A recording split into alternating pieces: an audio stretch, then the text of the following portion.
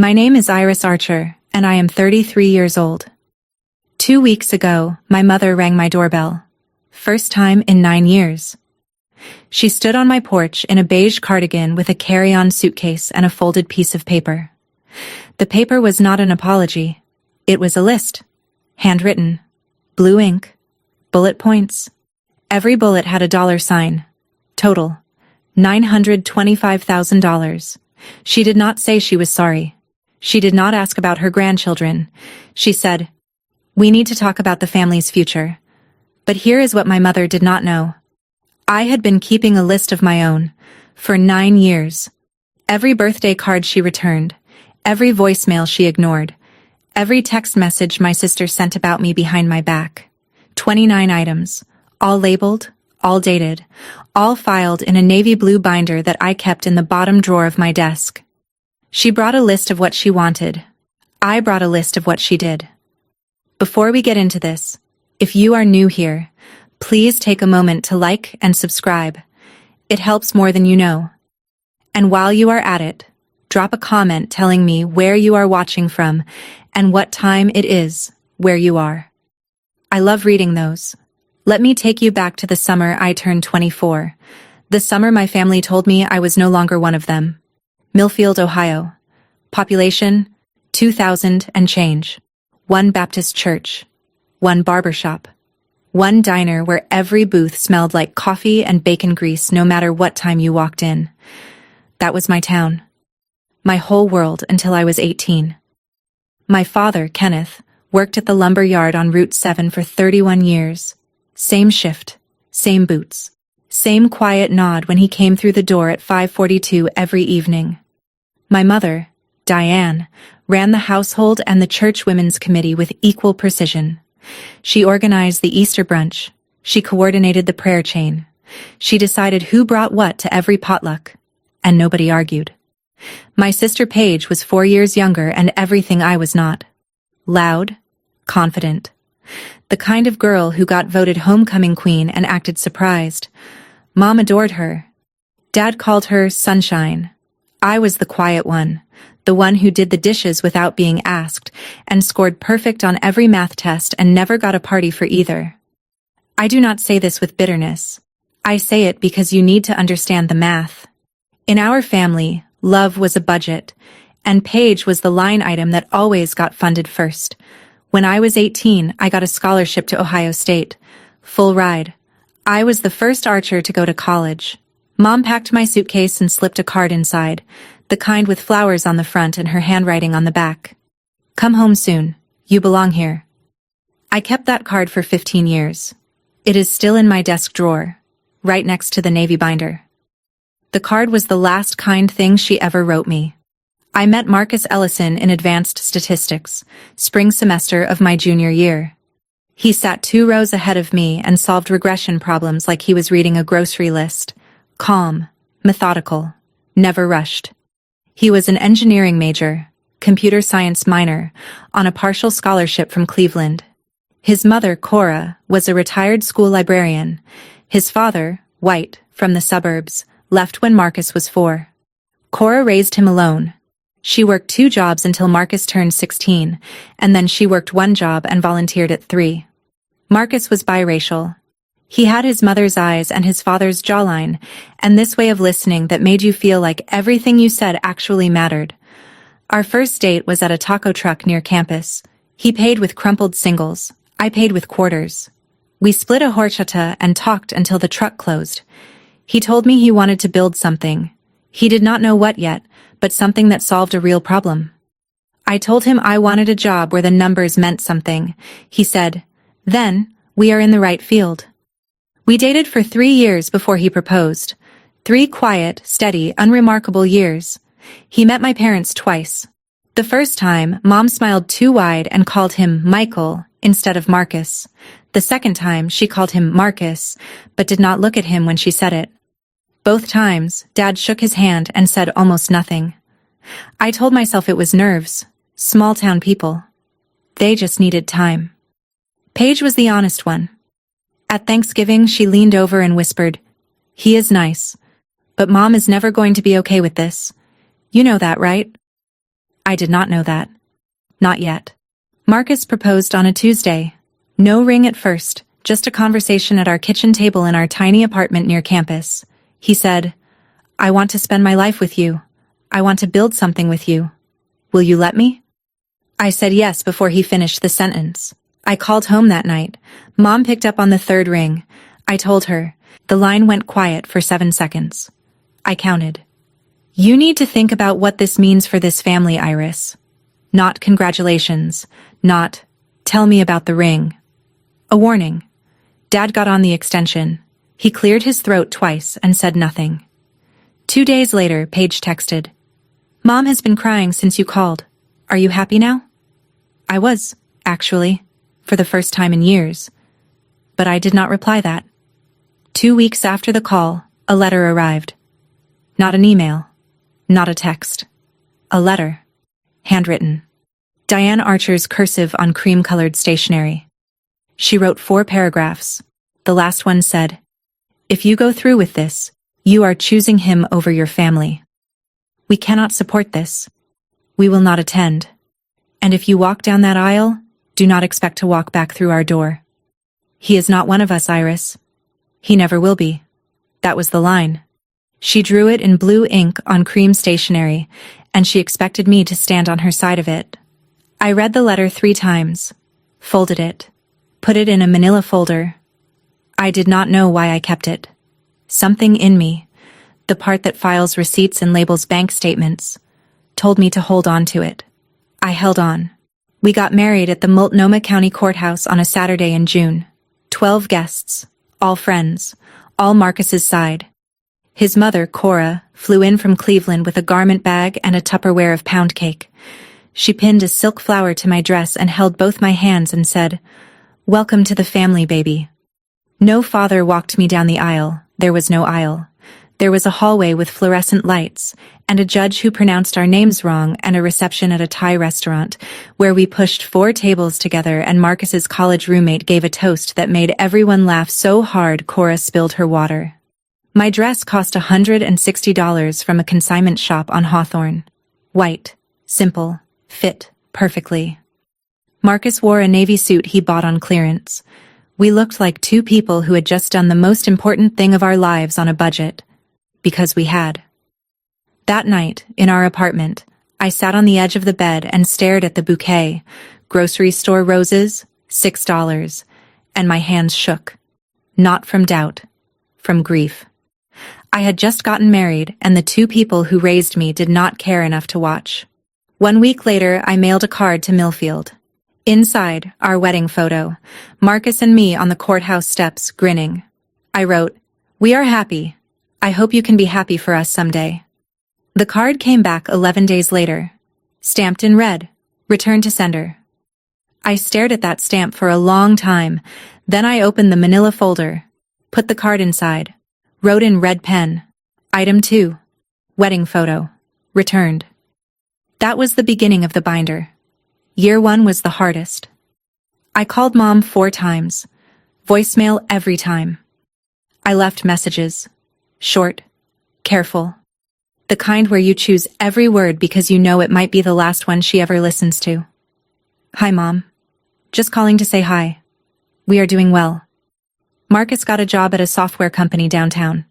I am studying for the CPA exam. I miss you. Call me back whenever you are ready." She never called back. I sent a card for her birthday, a card for Dad's birthday, a card for Christmas. All 3 came back with the same red stamp. Dad sent 1 text. February. 4 words. "Your mother needs time." That was it. No follow-up, no second text. The 4 words sat in my phone like a voicemail I could not delete. Paige posted a family photo on Facebook that spring. Mom, Dad, Paige, Paige's boyfriend at the time. All smiling. Captioned, "Sunday dinner with my people." I was not in the photo. I had never been invited. I printed the screenshot. Not to torture myself. I printed it because I had started doing something I could not explain. Filing things. Every returned card, every unanswered call log, every piece of evidence that my family had decided I no longer existed. I put them in the manila folder, and by March, the folder was thick enough that I transferred everything into a binder. Navy blue, 3-ring, tabs. He is not one of us. Her voice played in my head at strange moments. In the grocery store, at the dentist, at 2 a.m. when Marcus was asleep, and the apartment was dark. I wanted the words to stop hurting. They did not stop. But they got quieter. The binder got thicker. By year 2, Marcus quit his job. Not recklessly. He had a plan. For 6 months, he had been building a prototype on nights and weekends, a compliance platform for small businesses, the kind of software that made SEC filings and financial audits less painful for companies that could not afford a legal team. He knew compliance. I knew finance. Between the two of us, we understood the exact problem nobody else wanted to solve, making regulatory paperwork manageable for companies with fewer than 50 employees. He set up a desk in our garage, 2 monitors, a space heater, and a whiteboard he bought at Goodwill for $12.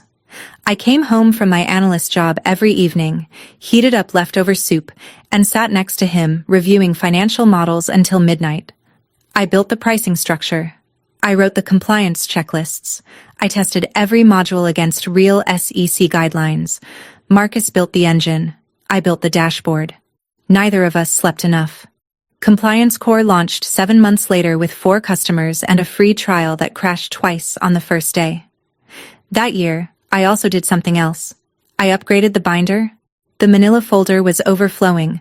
Returned cards, voicemail transcripts, 1 Facebook screenshot, and the original ultimatum letter on cream stationery. I bought a proper binder. Navy blue, 3-ring, dividers for each year. Red pen labels on every item. Tab 1, Year 1, 7 items. I was not building a case. I was not planning revenge. I was doing what I had always done, keeping records. Because I was a financial analyst, and financial analysts do not throw away documentation. Ever. But I did start numbering the items. And I did start writing the date on each one. Because numbers do not lie. And neither would I. Liam and Sophie arrived on a Wednesday morning in November. 6 pounds each. Identical dark curls. Sophie screamed for 4 hours straight. Liam slept through all of it. Marcus cried. I had never seen him cry before. He held Sophie in his left arm and Liam in his right, and stood by the hospital window and said, "They are going to know they are loved. Every single day." Cora flew in the next morning. She stayed 2 weeks. She cooked. She cleaned. She rocked Liam at 3 a.m. while I fed Sophie. She brought a blanket she had crocheted, yellow and white, soft enough to make you cry, and a silver bracelet for each baby, engraved with their birthdays. That was what a grandmother looked like. I had sent Diane the ultrasound photos 5 months earlier. Returned. I sent birth announcements, 2 cards, 1 for each twin. Returned. I sent photos. Liam sleeping on Marcus's chest, Sophie gripping my finger. Returned. 3 items added to the binder. Items 13, 14, 15. Paige texted someone we both knew from high school. The mutual friend screenshotted it and sent it to me without comment. Paige's text read, "Her children don't have real grandparents. That is what she chose." I sat in the nursery with that text on my screen for 11 minutes. Sophie was asleep in the crib. Liam was in my arms. I could hear Cora in the kitchen, humming something low and sweet while she washed bottles. My children had a grandmother. Her name was Cora Ellison, and she flew from Cleveland every 6 weeks and never once missed a birthday. I printed Paige's text, filed it. Item 16, red pen, dated. By year 4, the binder had 19 items. I want to be clear about something. I did not keep that binder out of spite. I did not flip through it at night, fueling some fantasy of confrontation. Most weeks, I forgot it existed. It sat in the bottom drawer of my desk, behind tax folders and old insurance documents, collecting dust. But every time something arrived, a returned card, a forwarded screenshot, a voicemail transcript I saved because deleting it felt like erasing proof, I filed it. Same process. Print. Label. Date. Red pen. Tab. Marcus asked me once, "Why do you keep all of that?" I told him the truth. Because someday, when the kids are old enough, they might ask why they do not have grandparents on my side, and I want them to have facts. Not my version, not her version. The receipts. He nodded. He understood receipts. He was an engineer. Engineers keep build logs. By then, Compliance Corps had 11 employees. We had moved out of the garage into a real office in the Pearl District. Marcus worked 60 hours a week. I worked 40 at my firm and 20 more on Compliance Corps' books. We hired a part-time nanny for the twins. We ate dinner together every night at 6:30. Non-negotiable. The silence from Ohio had become a fact of life, like weather. Some days I noticed it. Most days I did not. Cora visited every 6 weeks. The twins called her Grammy. She taught Liam how to make grilled cheese. She taught Sophie the names of every bird in the backyard. I did not know it then, but that binder would become the most important document in my life. More important than my degree. More important than our marriage certificate. More important than the IPO filing I would sign 5 years later. Year 5, 15 employees. A real office with a sign on the door and a conference room with a whiteboard that was not from Goodwill. Compliance Corps was growing. Not fast, not flashy, but steady. The kind of growth that does not make headlines but pays salaries and keeps the lights on. Marcus still coded. He refused to become the kind of CEO who stopped building the product. Most mornings he was at his desk by 6:30, headphones on, deep in architecture problems that I did not pretend to understand. I handled everything else: cash flow, vendor contracts, quarterly projections. The company was his vision. The numbers were mine. We bought our first house that year. A craftsman bungalow in the Selwood neighborhood of Portland. 3 bedrooms, original hardwood, a backyard with a plum tree the twins claimed as their fort. I remember signing the mortgage papers and thinking, this is ours. Nobody gave us this. We built it. Liam started kindergarten. Sophie started kindergarten. They rode the same bus and sat in the same row and argued about who got the window seat. Normal. Beautifully, painfully normal. On a Tuesday night in October, I made the mistake of checking Facebook. Diane had posted a family photo from what looked like a Thanksgiving preview dinner. New dining set, Paige and her husband, a baby in a high chair. Paige's son, my nephew. I had never met him. Caption, my whole world. 3 people in the photo, a baby, a table, a family that did not include me or my children or the man I married. I closed the app, went to bed. Did not cry. I had stopped crying about Diane Archer somewhere around year 3. Some wounds do not heal. They just go numb. Paige got married in year 6. I learned about it from Instagram. The photos were beautiful. White church. The same Baptist church where I got baptized at 12. 200 guests. Paige in a cathedral-length veil. Mom in lavender. Dad in a new suit I had never seen before. The reception had a live band, a 5-tier cake, and a sparkler send-off that looked like a movie. They did not invite me. They did not tell me. I found out 4 days after the wedding when a friend from high school posted a group shot with the caption, "Best wedding of the year." I zoomed in. My parents were in the second row, smiling, arms around each other. Dad looked thinner. Mom looked exactly the same. I stared at that photo for a long time, not because I was jealous of the wedding. I had my wedding. 12 people, Thai food, a $160 dress, and the best man I have ever known. I stared because they looked happy. And they looked happy without me. I did something I probably should not have done. I ordered a set of handmade linen napkins from a shop in Portland. Ivory, monogrammed with Paige's new initials. I wrote a card. "Congratulations on your wedding. I wish you and your husband every happiness. Love, Iris." The package came back 3 weeks later. Unopened. I could see the tape was untouched. Item 17. Gift return. Paige's wedding. Red pen. Dated. I put the binder back in the drawer. Closed it. Sat at my desk and listened to Sophie singing in the bath and Liam arguing with Marcus about whether dinosaurs could swim. That was my family. Right there. In the next room. And they were enough. Year 7 changed the trajectory. Compliance Corps landed its Series B, $12 million from a venture capital firm in San Francisco. I remember the phone call. Marcus was in the kitchen making pancakes for the twins.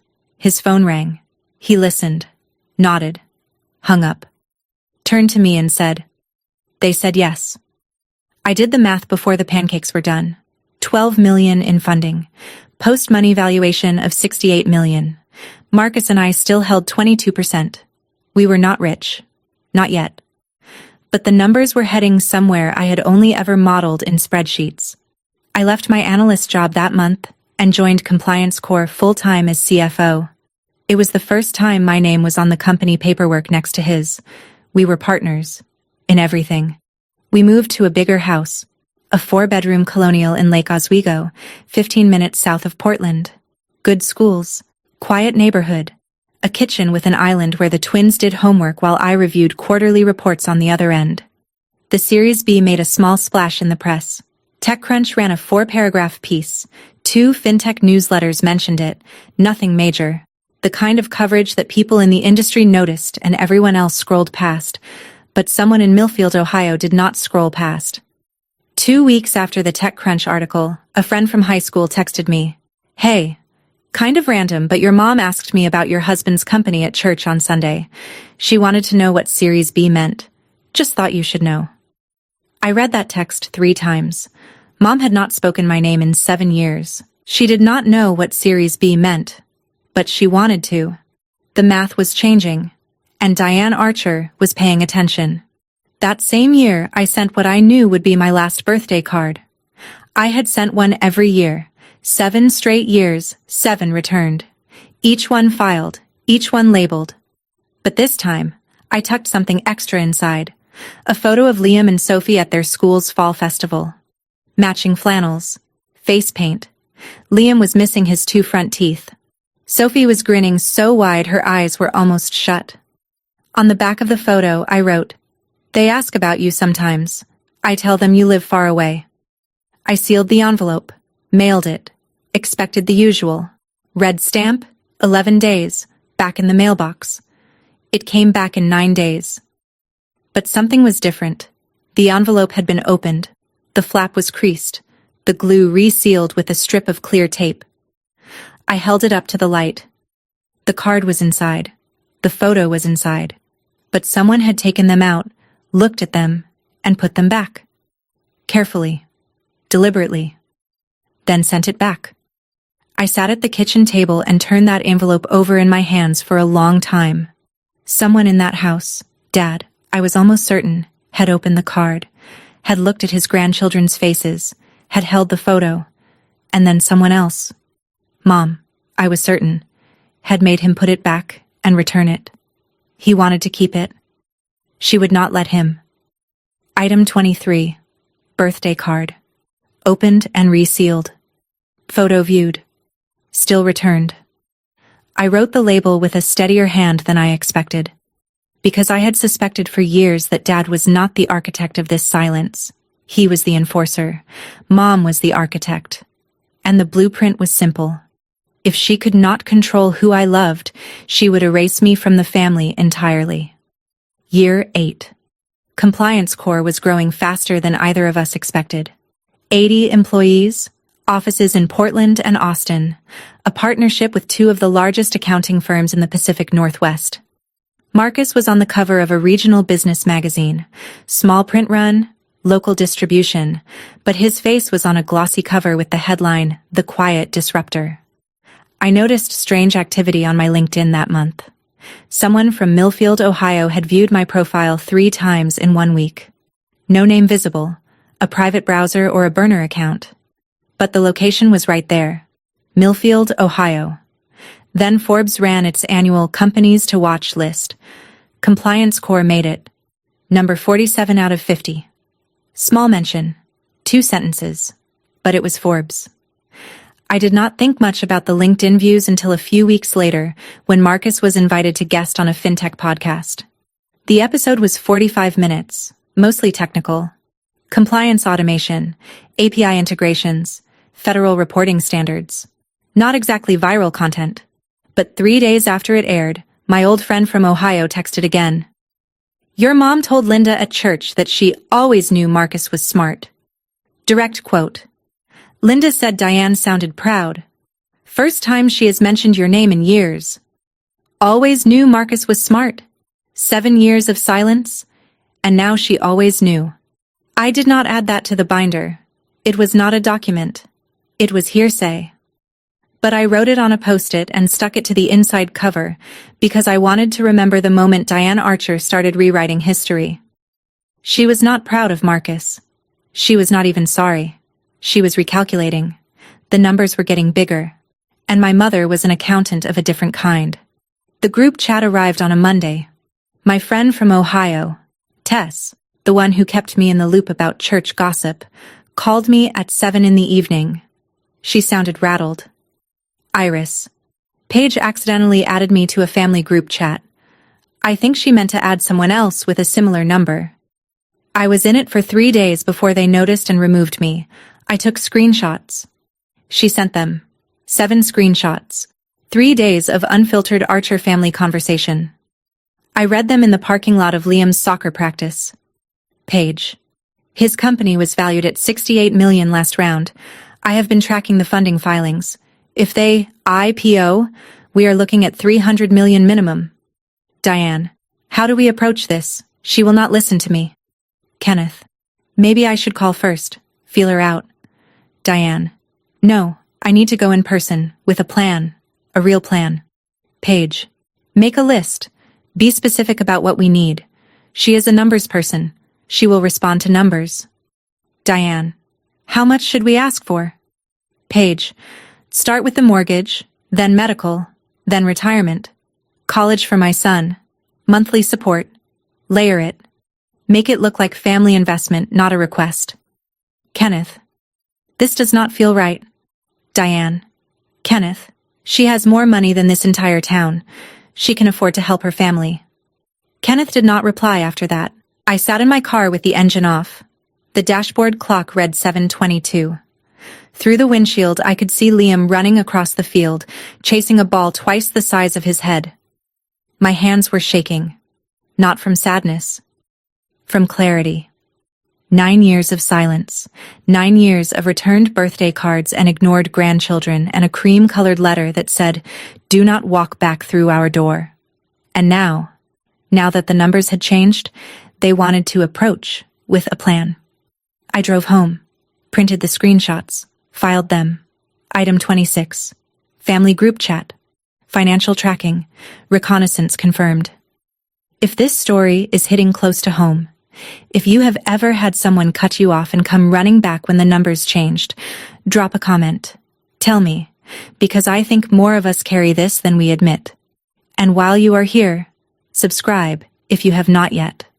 I told Marcus that night after the kids were asleep. I showed him the screenshots. He read them once, slowly, the way he reads code, line by line, looking for bugs. When he finished, he set the phone on the counter and stared at the wall for a long time. What do you want to do? Nothing. Yet. But I want to be ready. He nodded. That was Marcus. He did not tell me what to feel. He did not suggest we ignore it or confront it or anything in between. He asked what I wanted, and then he stood next to me while I figured it out. The next morning, I called a family attorney. Not to sue. Not to file anything. I wanted to understand our position. What were our rights if Diane showed up? Could she make any legal claim to our assets?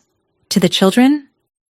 The attorney, a woman named Grace, mid-50s, no nonsense, walked me through it in 20 minutes. No, Diane had no legal standing. Our trusts were structured to protect the children's assets. No grandparent visitation rights in Oregon without an existing relationship, and 9 years of documented estrangement made any claim laughable. I thanked Grace, hung up, went to work. But I also did something else that week. I drafted a letter. Did not send it. Just wrote it out. Longhand at the kitchen table after midnight. In it, I listed every item in the binder. Every date. Every returned card. Every ignored call. Every screenshot. 26 items. Dated. Documented. Ready. Year 9. The IPO conversation started in January. Investment bankers flew to Portland. We had 3 rounds of meetings in our conference room. The one with the whiteboard that was still from Goodwill, though nobody needed to know that. They reviewed our financials, our growth projections, our customer retention rate. They used words like roadshow and pricing range and lockup period. Marcus handled the product pitch. I handled the numbers. Every slide, every projection, every risk disclosure. My name was on it. CFO, co-founder, the person who signed off on every SEC filing before it left the building. The process took 7 months. 7 months of due diligence, legal review, investor meetings. Marcus barely slept. I barely ate. The twins started noticing. Liam asked why Dad kept talking to his laptop at dinner, and Sophie drew a picture of me at my desk with a speech bubble that said, "One more email." In August, our attorney finalized the trust structure for Liam and Sophie. 2 irrevocable trusts, funded, protected. Nobody, not Diane, not Kenneth, not Paige, not any future version of any Archer who showed up with a list, could touch $1. I signed the trust documents on a Tuesday afternoon in a corner office overlooking the Willamette River. The attorney asked if I had any questions. I had one. If a family member attempts to claim access to these funds, what happens? Nothing, she said. That is the point. I went home, made dinner, helped Sophie with long division, put the trust documents in the fire safe under our bed. Then I noticed something odd. For the first time in months, no one from Millfield had viewed my LinkedIn. No texts from Tess about church gossip. No digital footprints at all. Quiet. The dangerous kind. 2 months before the IPO, Paige texted me. First time in 9 years. The message arrived at 2:17 on a Thursday afternoon. Hey, just thinking about you. How are the kids? 6 words. 9 years. And, how are the kids? As if she had been asking regularly, as if this was a continuation of something instead of a resurrection. I did not reply for a week. I wanted to see if she would follow up. She did. A second text. I am going to be in Portland for work next month. Would love to see you. Marcus said, "It is your call." I agreed to meet her. Not at our house. At a cafe in the Pearl District. Public, neutral, time limited. Paige showed up 15 minutes late in a blazer and ankle boots. She looked like she had practiced being casual. She hugged me too long. She said, "You look amazing," 3 times in the first 10 minutes. Then she started asking questions. How big was our house? Did the kids go to private school? What neighborhood did we live in? Was Marcus still running the company, or had he stepped back? How many employees now? Had they raised more money recently? 32 questions. I counted. None of them were, "I am sorry." Halfway through our lattes, I noticed something in the reflection of the cafe window. Paige had her phone angled toward the parking lot. She was photographing my car, a white Tesla Model Y that Marcus bought me for my birthday. She was scouting, cataloging, building a report. I let her finish her latte. I answered her questions. Vaguely, politely, the way you answer a bank teller's small talk. When we hugged goodbye, she held on too long again. She ordered a latte and asked 32 questions. I counted. The only question she did not ask was the only one that mattered. After the cafe, I drove straight home and opened the binder. Item 28. Page reconnaissance visit. Date, red pen, notes, 32 questions documented. Photographed vehicle, no apology offered, no mention of past estrangement. Then I called Grace, the family attorney, for the second time. They are coming, I told her. My mother. Probably within weeks of the IPO. She will bring demands. Grace asked what kind of demands. I told her about the group chat, the screenshots, Paige's instructions to layer it, and Make it look like family investment. Grace was quiet for a moment. You have documentation? I have a binder. How thorough? 28 items. Dated. Sourced. 9 years. Another pause. Iris, you do not need me for this. You need me for the legal structure, the trusts, the estate separation. That is already done. What you are describing is not a legal confrontation. It is a personal one. And for that, you just need to decide what you are willing to say. She was right. This was not about lawyers. This was about a woman who showed up at my door because the numbers changed, and whether I was going to let her rewrite 9 years of silence into a story about a misunderstanding. I sat at my desk that night and pulled out the letter I had drafted months ago, the one listing every item in the binder. I read it. Then I put it back in the drawer. I did not need a letter. I had the binder itself. 28 items. 9 years. Every returned card. Every ignored voicemail. Every screenshot. Every piece of evidence that my family had erased me. Not because I did something wrong, but because I loved someone they refused to accept. The binder would speak for itself. Compliance Corps went public on a Wednesday in October. Marcus and I stood on the floor of the NASDAQ in New York, him in a charcoal suit, me in a navy blazer, and watched the stock open at $18 a share. By noon, it hit 20. By close, 22. Market cap, $440 million. Marcus and I held 10%. Net worth on paper, $44 million. $44 million. I did not know what to do with that number. It did not feel real. It felt like a spreadsheet cell that someone had typed wrong. Too many zeros. Check the formula. But the zeros were right. I had checked the formula. That was literally my job. TechCrunch ran a feature. Forbes called for a comment. Bloomberg put Marcus's face in a sidebar. A local Portland news station did a 3-minute segment. Local couples fintech startup hits NASDAQ. They showed our company photo. 2 founders. Side by side. Equal. Marcus and I celebrated with room service sushi in our hotel room overlooking Times Square. Liam and Sophie were back in Portland with Cora, who had flown in for the week. Marcus fell asleep on the couch at 9:15, still wearing his suit jacket. I stayed up. Not because of the IPO, because of what I knew was coming next. I checked my phone. 5 missed calls. Area code 740. Millfield, Ohio. 3 calls from a number I did not recognize. 1 from Kenneth. 1 from Diane. I did not call back. I set the phone face down on the nightstand and stared at the ceiling. 9 years. $44 million. And suddenly, Iris Archer was worth knowing again. I went to sleep with my hand over the phone, as if it might ring again. It would. Kenneth's voicemail arrived the next morning while I was brushing my teeth.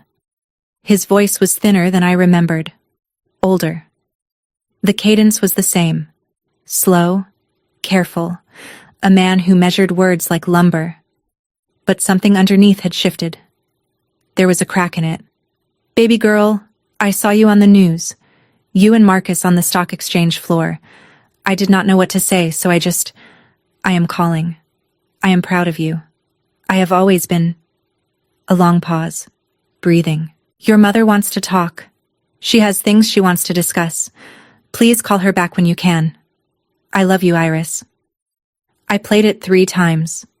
Baby girl. He had not called me that since I was 14. And, I am proud of you. 4 words I had waited a decade to hear. But then I rewound. Listened again. Listened to the structure of it. He called after the IPO. Not after the wedding. Not after the twins were born. Not after any of the 7 birthday cards or the ultrasound photos or the birth announcements. After the IPO. He was proud of me on paper. He had always been proud of me on paper. What he had never been was brave enough to pick up the phone when there were no millions attached to the call. He is not one of us, Iris. He never will be. I heard Mom's voice, but it was Dad who enforced the silence. He could have called any day, any year. He chose this one, the one with 44 million reasons to reconnect. I saved the voicemail. I did not add it to the binder. It was too sad for the binder. Instead, I sat on the hotel bathroom floor and let myself feel it. All of it. For about 4 minutes. Then I got up and packed my suitcase. We had a flight to catch. Diane's text arrived 2 days after we got home from New York. It was long, carefully composed, no typos, no autocorrect errors, no casual abbreviations. This was a draft. She had written it, edited it, probably read it aloud to herself in the mirror. Iris, I know we have lost time. I think about you and the children every day. Life is short, and I have learned that some things matter more than the differences that divide us. I would like to talk about the future, about the children, about what it means to be a family. There are things that families should share. I believe we can find a way forward if you are willing. I read it twice, counted the words. 63, carefully chosen. And not one of them was sorry. Not one of them was, I was wrong. Not one of them acknowledged that she had disowned me for marrying a man whose skin was a different shade than hers. Not one of them mentioned the returned birthday cards, the ignored grandchildren, the 9 years of weaponized silence. She wrote, the differences that divide us. As if our estrangement was a philosophical disagreement instead of a woman who told her daughter, he is not one of us, and returned 7 years of birthday cards unopened. I did not reply. I screenshotted the text, printed it, opened the binder. Item 29. First text from Diane in 9 years. 63 words. 0 apology. Red pen. Dated. I closed the binder, put it back in the bottom drawer, sat at my desk and looked at the framed photo next to my monitor. Marcus and me and the twins at Cannon Beach. All 4 of us squinting into the sun, Liam on Marcus's shoulders, Sophie holding my hand. That was my answer. Right there, in the frame. Tess called on a Friday. Paige is telling everyone that she visited you in Portland. She is saying you live in a mansion. Her words. She is telling people Marcus struck gold and that you drive a Tesla, and the kids go to a private school. I leaned against the kitchen counter. Half of that is wrong. It is not a mansion, and the kids go to public school. Iris, that is not the point. Your mom is planning a trip. Paige told Linda at the salon that Diane is going to Portland next week. She is packing a suitcase. I closed my eyes. I know. How? Because Paige counted every room in that cafe and photographed my car. Silence on the other end. Then, what are you going to do? I am going to open the door. Tess sounded surprised. You are going to let her in? I am going to let her talk. And then I am going to show her what I have been keeping in the bottom drawer of my desk for 9 years. I hung up and stood in my kitchen. The kitchen with the island where Sophie did homework, and Liam built Lego towers, and Marcus made pancakes on Sunday mornings. Cora's photo was on the fridge, next to the twins' field trip picture. Grammy Cora. The only grandmother they had ever known. Diane was coming. I had known it since the group chat. Since the Series B. Since the LinkedIn views and the church gossip and Paige's 32 questions at the cafe. The numbers had changed, and Diane Archer was coming to collect. But I was not the same girl who left Millfield at 18 with a scholarship and a mother's card that said, "Come home soon." I was a CFO, a mother, a woman with a binder, and I was ready. The irony was not lost on me. In Millfield, news traveled through the Baptist church the way water traveled through limestone, slowly, everywhere, impossible to stop. When I married Marcus, the Whisper Network had done its work in 48 hours. Diane Archer's daughter married someone who was not like us. The women on the prayer chain clucked their tongues. The men at the diner shook their heads. And Diane had used that social pressure like a weapon. She disowned me partly because she could not bear the whispers. Now the whispers had reversed. Tess told me. Linda at the salon told Tess. The church organist told Linda. Iris Archer's husband was on NASDAQ. Iris Archer was a CFO. Iris Archer was worth $44 million. And Diane Archer, the woman who ran the Easter brunch and coordinated the prayer chain, had disowned her own daughter 9 years ago for marrying him. People were not whispering anymore. They were asking questions. To Diane's face. You must be so proud. When did you last visit the grandkids? Are you going out to Portland for the holidays? And Diane had to smile through every single one, because admitting the truth, that she had cut off her firstborn for loving someone she refused to accept, would destroy the carefully curated image she had spent a decade building. The same town that let her cut me off was now asking her why. Diane could not tell them she was estranged from her daughter without admitting she was the one who drew the line, and she could not pretend everything was fine without someone inevitably asking, "Then where was Iris at Christmas?" The pressure was flipping, and Diane Archer, the woman who wielded social pressure like a scalpel, was now the one being cut. She arrived on a Tuesday at 10:14 in the morning. I know the exact time because I was standing at the kitchen window, drying a mug, and I watched the taxi pull up. She got out slowly. Beige cardigan, black slacks, the same pearl studs she had worn to church every Sunday since I was a girl. A carry-on suitcase, small, worn at the corners. She stood on the sidewalk for a full 30 seconds before she walked up the path. I watched her look at the house, the craftsman details, the porch swing, the garden beds Marcus had planted in the spring. She took it in the way a real estate appraiser would, evaluating. The doorbell rang. I opened the door. We stood 3 feet apart.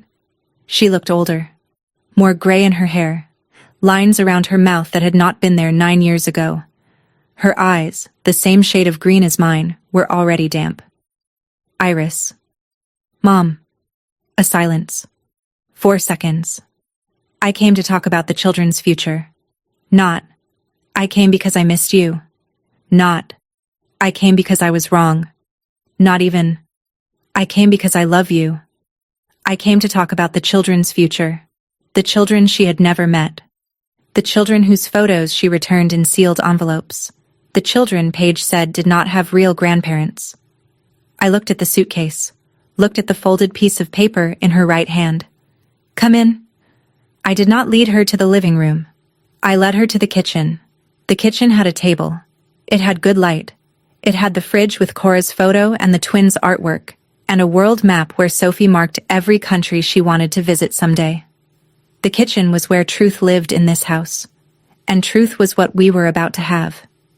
She sat at the table. I poured 2 glasses of water. No coffee. Coffee was for people who were staying. She looked around the kitchen. Her eyes landed on the fridge, on Cora's photo, Grammy Cora holding Liam and Sophie on her lap at the beach, all 3 of them laughing. Diane stared at it for 5 seconds. Something crossed her face. I could not tell if it was guilt or jealousy. Then she unfolded the paper. Her handwriting, blue ink, 5 bullet points, each one neat, deliberate, the product of what must have been hours of calculation. She read them aloud. Retirement fund for your father and me, $500,000. I said nothing. College fund for Paige's son, Thomas, $200,000. Nothing. Medical expenses, your father's knee surgery, $45,000. Nothing. Mortgage payoff, the family home, $180,000. Nothing. Monthly support, $3,000. She folded the paper, placed it on the table between us, looked at me. This is what families do, Iris. Your father worked his whole life. He sacrificed for you, for both of you.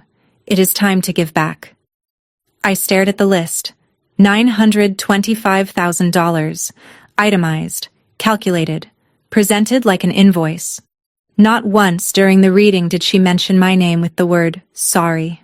Not once did she acknowledge that she was sitting in a house she had never visited, asking for money from grandchildren she had never held. Her children don't have real grandparents. That is what she chose. Paige's words, echoing.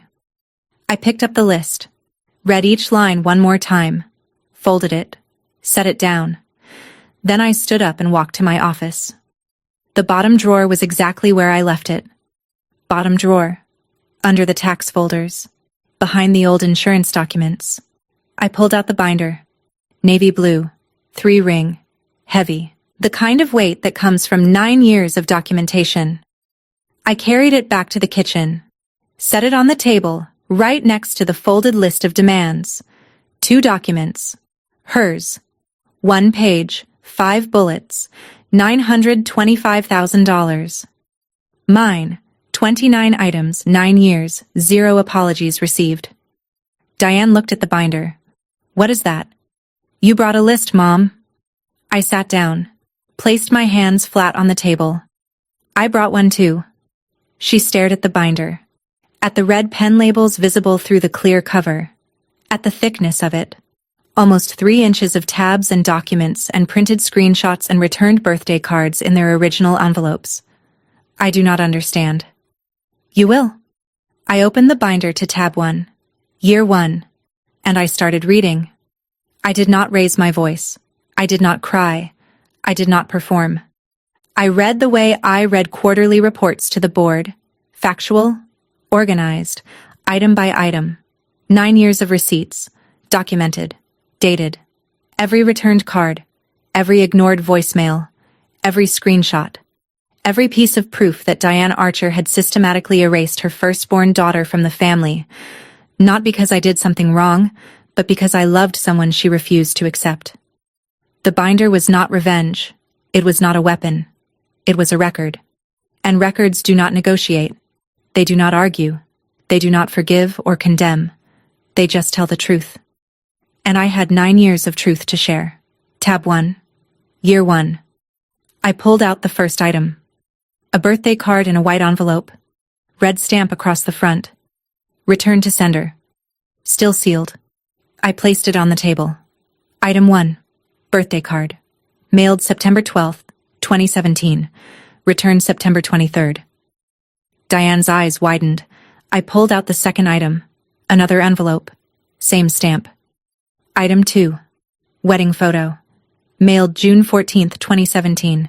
Returned June 25th. A third. Item 3. Christmas card. Mailed December 8th, 2017. Returned December 21st. I laid them out one by one. Slowly. The way you lay out evidence in an audit. No commentary, no emotion, just documents arranged in chronological order. Diane's mouth opened, then closed. She stared at the growing row of envelopes on the table. White rectangles with red stamps, each one a door I had tried to open and she had slammed shut. These are the birthday cards I sent you, every year, for 9 years. Every single one came back. Iris, I am not finished. I moved to tab 2. Year 2. 3 more items. A voicemail transcript. My words. Printed from a transcription app. Stapled to a note with the date and time. An unanswered call log. A Facebook screenshot. Diane's My Whole World post. No Iris, no Marcus, no grandchildren. Item 4. Voicemail to you. January 7th, 2018. Duration, 47 seconds. No callback. Diane pressed her fingers to her lips. Her eyes were wet. Item 5. Text from Dad. February 12th, 2018. 4 words. Your mother needs time. I set the printout on the table. It has been 9 years, Mom. How much more time did you need? The tears came. I expected them. Diane covered her face with both hands and made the sound I had heard 1,000 times growing up, the controlled, theatrical cry she used when she wanted sympathy without surrendering dignity. It was the same cry she used when Dad forgot their anniversary. The same cry she used when the church did not choose her casserole for the potluck finals. I was hurt, Iris. You chose him over us. You left. I did not leave. You told me not to come back. That is not... I was upset. People say things when they are upset. I flipped to tab 4. Year 4. Pulled out a printout. Item 16. Text from Paige to a mutual friend. Forwarded to me. March 9th, 2021. I read it aloud. Slowly. Her children don't have real grandparents. That is what she chose. Diane flinched. Paige did not mean... This is Paige's exact text, word for word. I flipped to the last tab. The screenshots. 7 pages. The group chat. Item 26. Family group chat. Screenshots provided by a mutual friend who was accidentally added. October 4th, 2025. I read Paige's message. Make a list, Be specific about what we need. She is a numbers person. She will respond to numbers. Then Diane's. She has more money than this entire town. She can afford to help her family. Diane's face changed. The theatrical tears dried up. Something harder surfaced. Something I recognized. The same expression she wore when Paige broke the good china and blamed it on the dog. Anger. Not guilt. Anger. You had no right to read that. I looked at her. Level. Steady. You had no right to return my children's photos. The kitchen went silent. I reached for one specific item. Tab 5. Year 7.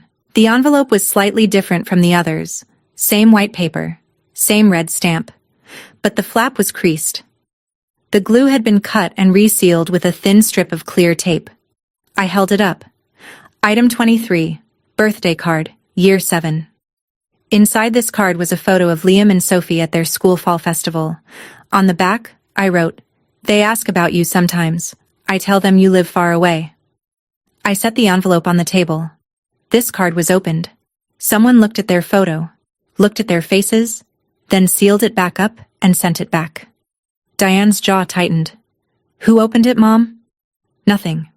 Dad opened it. He wanted to keep it, and you made him send it back. Diane's hands were flat on the table now.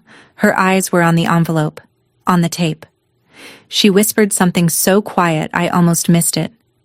I was afraid. I waited. If I let him keep it, if I let any of it in, I would have had to admit I was wrong, that I lost 9 years for nothing, that I pushed away my grandchildren because I was too proud to. She stopped, swallowed. For 1 second, maybe 2. I saw something real in her face. Not performance, not manipulation, actual fear. The kind that lives under anger for so long it forgets how to come out any other way. Then it was gone. Her chin lifted, her posture stiffened. But you left us, Iris. You made your choice. The moment of honesty evaporated like steam off a coffee cup, gone before I could hold it. I placed Diane's list of demands on the left side of the table. I placed the binder on the right. 2 documents, side by side. Your list. $925,000. 5 bullet points. No apology. I tapped the binder. My list. 29 items. 9 years of silence. 9 years of returned birthday cards and ignored grandchildren and a daughter you erased because she married the wrong man. Diane's nostrils flared. I did not erase. You told the church I abandoned you.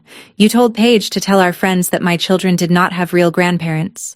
You tracked my husband's company for months and came to my door with an itemized invoice. I closed the binder. The metal rings clicked shut. You did not come here because you missed me, Mom. You came here because the numbers changed. Diane stood up. The chair scraped against the tile. After everything we did for you growing up, the food, the clothes, the school supplies, this is how you repay us? You raised me. That is not a debt. That is what parents do. We gave you everything. You gave me a card that said, "Come home soon." Then you told me not to come back. She had no answer for that. I could see her searching, scanning through her mental Rolodex of guilt trips and emotional leverage, and finding nothing that fit. You said he was not one of us. But for 9 years, his mother was the only grandmother my children had. The words hung in the kitchen like smoke. She heard them. I watched them land. She had nothing left to say. The garage door rumbled. Marcus walked into the kitchen through the laundry room, keys in one hand, laptop bag over his shoulder. He saw Diane. He saw the binder on the table. He saw me. He did not speak. He set his bag on the counter, walked to where I was sitting, put his hand on my shoulder, sat down next to me. That was it. No words, no confrontation, no dramatic entrance. Just a man sitting next to his wife because she needed him there.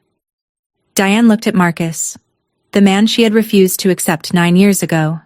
He wore a flannel shirt and running shoes and a watch that cost less than her pearl studs. There was nothing flashy about him. Nothing that announced $44 million. He was just a man. A good man. A father. A husband. And he was right here, hand on my shoulder, saying everything without opening his mouth. Diane stared at his hand, at my shoulder, at the space between us that held no tension, no performance, no need for words. She understood. I did not need the Archer family. I had already built my own. I spoke quietly. The way you deliver a final number on a balance sheet. Factual, complete, no revision pending. Mom, I will not give you money.